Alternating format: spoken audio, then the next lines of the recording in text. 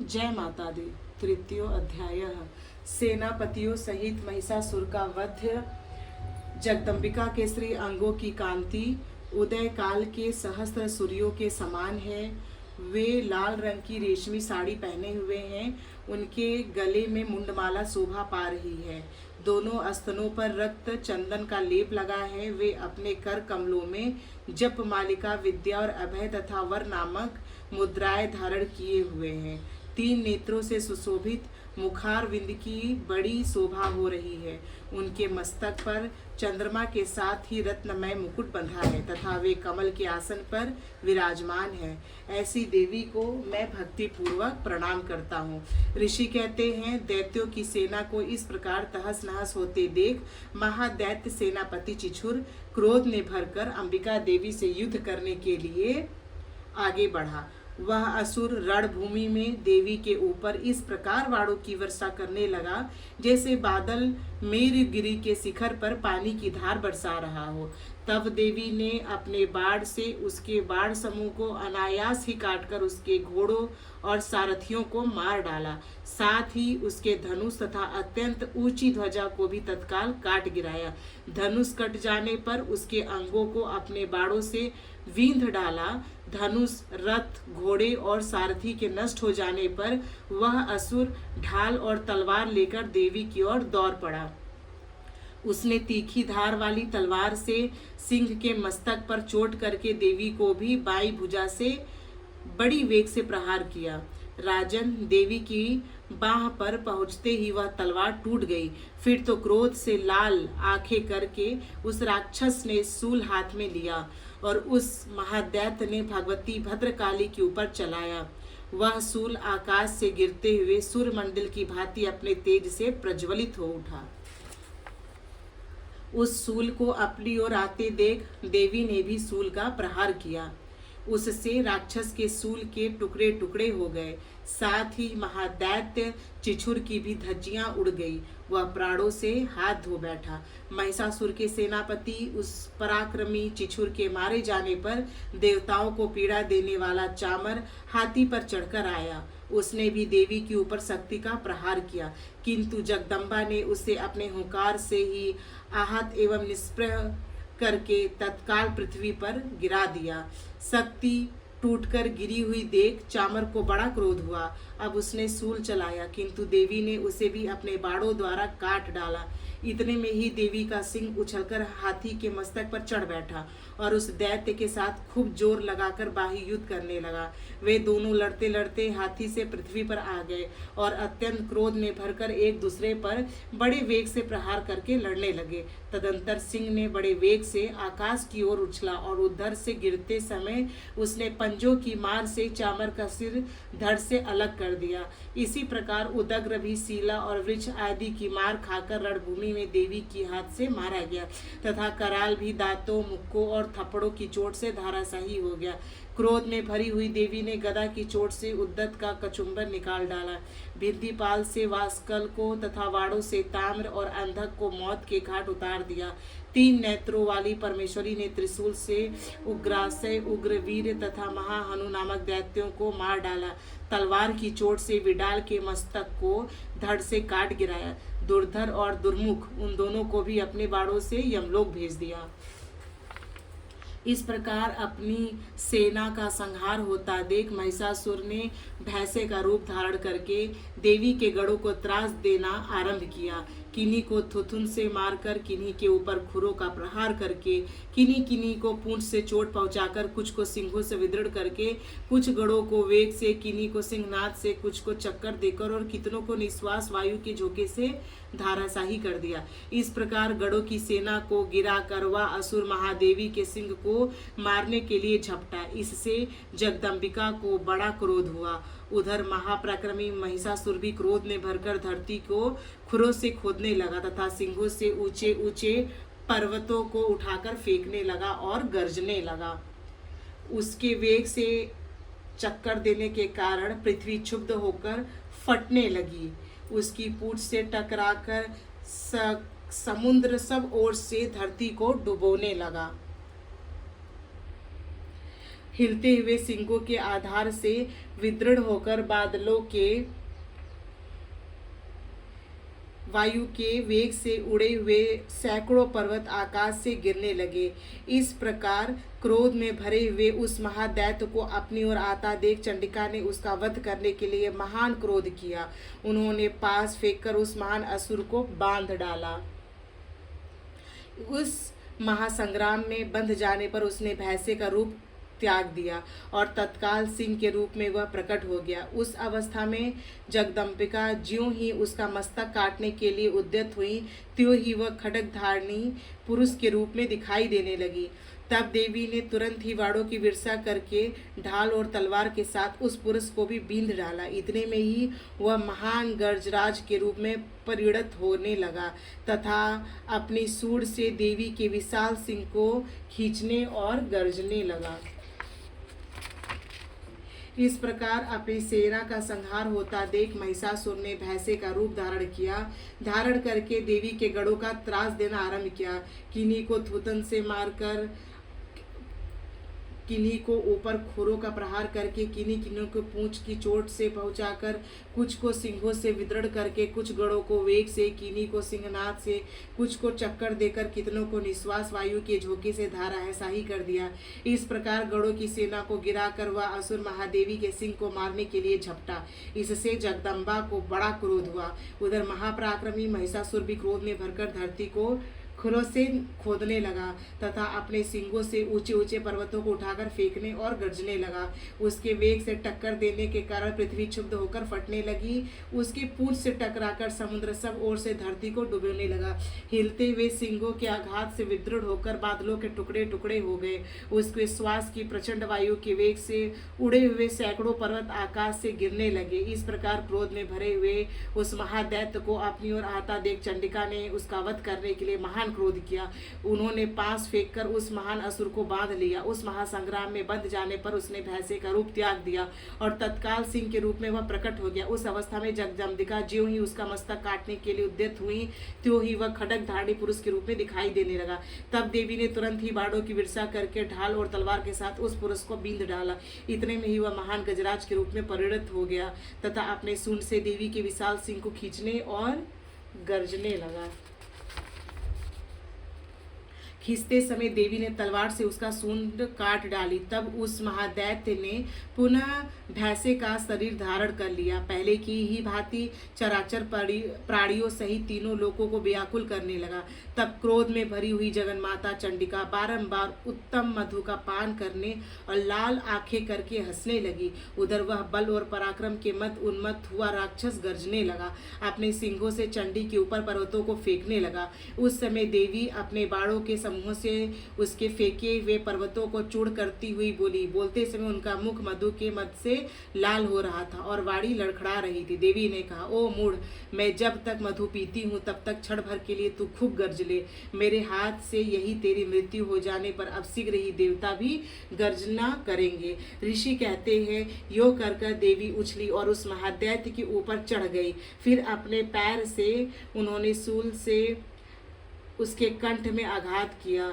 उनके पैर से दबा होने पर भी महिषासुर अपने मुख से दूसरे रूप में बाहर आने लगा। अभी अभी शरीर से ही वह बाहर निकलने पाया था कि देवी ने अपने प्रभाव से उसे रोक लिया। आधा निकला होने पर भी वह महादैत्य देवी से युद्ध करने लगा। तब देवी ने बहुत बड़ी तलवार से उसका मस्तक काट गिराया। फिर तो हाहाकार करती हुई दैत्यों की सारी सेना भाग गई तथा संपूर्ण देवता प्रसन्न हो गए। देवताओं ने भी दिव्य महर्षियों के साथ दुर्गा देवी का स्तवन किया। गंधर्वराज गाने लगे तथा अप्सराएं नृत्य करने लगी। इस प्रकार श्री मार्कंडेय पुराण में सार्वणिक मनवंतर की कथा के अंतर्गत देवी महात्म्य में महिषासुर वध नामक तीसरा अध्याय पूरा हुआ। बोलो जय माता दी। चतुर्थोध्याय इंद्रियों देवताओं द्वारा देवी की स्तुति। सिद्धि की इच्छा रखने वाले पुरुष जिनकी सेवा करते हैं तथा देवता जिन्हें सब ओर से घेरे रहते हैं, उन जया नाम वाली दुर्गा देवी का ध्यान करें। उनके श्री अंगों की आभा काले मेघ के समान श्याम है। वे अपने कटाक्षों से शत्रु समूह को भय प्रदान करती है। उनके मस्तक पर आबद्ध चंद्रमा की रेखा शोभा पाती है। वे अपने हाथों से में शंख चक्र कृपाल और त्रिशूल धारण करती है।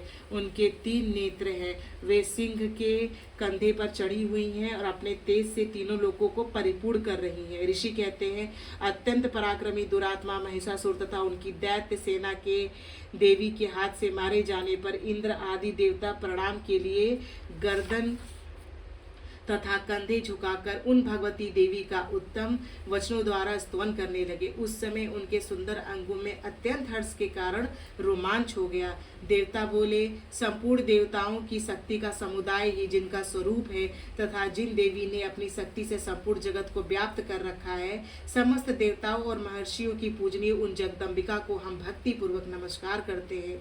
वे लोगों का कल्याण करे जिनके अनुपम प्रभाव और बल का वर्णन करने में भगवान शेषनाग ब्रह्मा जी तथा महादेव जी भी समर्थ नहीं है।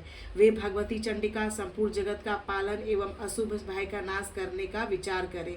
जो पुण्य आत्माओं के घरों में स्वयं ही लक्ष्मी रूप से, पापियों का यहाँ दरिद्रता रूप से, शुद्ध अंतःकरण वाले पुरुषों के हृदय में बुद्धि रूप से, सत्पुरुषों में श्रद्धा रूप से तथा कुलीन मनुष्यों में लज्जा रूप से निवास करती है, उन आप भगवती दुर्गा को हम नमस्कार करते हैं। हे देवी, आप संपूर्ण विश्व का पालन कीजिए। देवी, आपके इस अचिंत्य रूप का असुरों का नाश करने वाली भारी पराक्रम तथा समस्त देवताओं और दैत्यों के समक्ष युद्ध में प्रकट किए हुए आपके अद्भुत चरित्रों का हम किस प्रकार वर्णन करें। आप संपूर्ण जगत की उत्पत्ति के कारण है। आप में सतगुण, रजोगुण, तमोगुण ये तीनों गुण मौजूद है, तो भी दोषों के साथ आपका संसर्ग नहीं जान पड़ता। भगवान विष्णु और महादेव आदि देवता भी आपका पार नहीं पाते हैं। आप ही सबका आश्रय है। यह समस्त जगत आपका अंशभूत है, क्योंकि आप सबकी आदिभूत अव्याकृता परा प्रकृति है। देवी, संपूर्ण यज्ञों में जिसके उच्चारण से सब देवता तृप्त लाभ करते हैं, वह स्वाहा आप ही हो। इसके अतिरिक्त आप पितरों की भी तृप्ति का कारण हो, अतएव सब लोग आपको स्वधा भी कहते हैं। देवी, जो मोक्ष की प्राप्ति का साधन है, अचिंत्य महाव्रत स्वरूपा है, समस्त दोषों से रहित, जितेंद्रियों तत्व को ही सार वस्तु मानने वाले तथा मोक्ष की अभिलाषा रखने वाले मुनिजन जिसका अभ्यास करते हैं, वह भगवती पराविद्या आप ही हैं। आप शब्द स्वरूपा हैं। अत्यंत निर्मल ऋग्वेद, यजुर्वेद और उद्गत के मनोहर पाद के पाठ से युक्त सामवेद का भी आधार आप ही हैं। आप देवी तीनों वेद, भगवती छहों ऐश्वर्य से युक्त है। इस विश्व की उत्पत्ति एवं पालन के लिए आप ही वार्ता, खेती एवं आजीविका के रूप में प्रकट हुई हैं। आप संपूर्ण जगत की घोर पीड़ा का नाश करने वाली हैं। देवी, जिससे समस्त शस्त्रों के सार का ज्ञान होता है, वह मेघा शक्ति आप ही हैं। दुर्गम भव सागर से पार उतरने वाली नौका रूप दुर्गा देवी भी आप ही हो। आपकी कभी भी आसक्ति नहीं है। कैटभ के शत्रु भगवान विष्णु के वक्षस्थल में एकमात्र निवास करने वाली भगवती लक्ष्मी तथा भगवान चंद्रशेखर द्वारा सम्मानित गौरी देवी भी आप ही हैं। आपका मुख मंद मुस्कान से सुशोभित, निर्मल, पूर्ण चंद्रमा के बिंब का अनुकरण करने वाला और उत्तम स्वर्ण की मनोहर कांति से कामनी है। तो भी उसे देखकर महिषासुर को क्रोध हुआ और सहसा उसने उस पर प्रहार कर दिया। यह बड़े आश्चर्य की बात है। देवी, वही मुख जब क्रोध से युक्त होने पर उदय काल के चंद्रमा की भांति लाल और तनी हुई भौहों के कारण विकराल हो उठा, तब उसे देखकर जो महिषासुर के प्राण तुरंत नहीं निकल गए, यह उससे भी बढ़कर आश्चर्य की बात है, क्योंकि क्रोध में भरे हुए यमराज को देखकर भला कौन जीवित रह सकता है। देवी, आप प्रसन्न हो। परमात्मा स्वरूपा आपके प्रसन्न होने पर जगत का अभ्युदय होता है और क्रोध में भर जाने पर आप तत्काल ही कितने कुलों का सर्वनाश कर डालती हैं। यह बात अभी अनुभव में आई है, क्योंकि महिषासुर की यह विशाल सेना क्षण भर में आपके कोप से नष्ट हो गई है।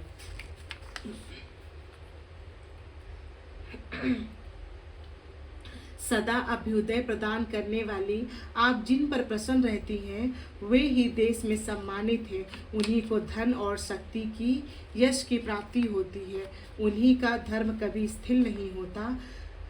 वे ही अपने हष्ट पुष्ट स्त्री, पुत्र और भृत्यों के साथ धन्य माने जाते हैं। देवी, आपकी ही कृपा से पुण्यात्मा पुरुष प्रतिदिन अत्यंत श्रद्धा पूर्वक सदा सब प्रकार के धर्मानुकूल कर्म करता है उसके प्रभाव से स्वर्गलोक में जाता है। इसलिए आप तीनों लोकों में निश्चय ही मनोवांछित फल देने वाली है। माँ दुर्गे, आप स्मरण करने पर सब प्राणियों का भय हर लेती हैं और स्वस्थ पुरुषों द्वारा चिंतन करने पर परम कल्याणमयी बुद्धि प्रदान करती हैं। दुख, दरिद्रता तथा भय हरने वाली देवी, आपके सिवा दूसरा कौन है जिसका चित्त सब प्रकार सबका उपकार करने के लिए सदैव ही दयाद्र रहता हो। देवी, इन राक्षसों के मारे जाने से संसार को सुख मिले तथा ये राक्षस चिरकाल तक नरक में रहने के लिए भले ही पाप करते रहे हों, इस समय संग्राम में मृत्यु को प्राप्त होकर स्वर्गलोक में जाएंगे। निश्चय ही यही सोचकर आप शत्रुओं का वध करती हैं। आप शत्रुओं पर शस्त्रों का प्रहार क्यों करती हैं? समस्त असुरों को दृष्टिपात मात्र से ही भस्म क्यों नहीं कर देती? इसमें भी एक रहस्य है। ये शत्रु भी हमारे शस्त्रों से पवित्र होकर उत्तम लोकों में जाएं, इस प्रकार उनके प्रति आपका विचार अत्यंत उत्तम रहता है।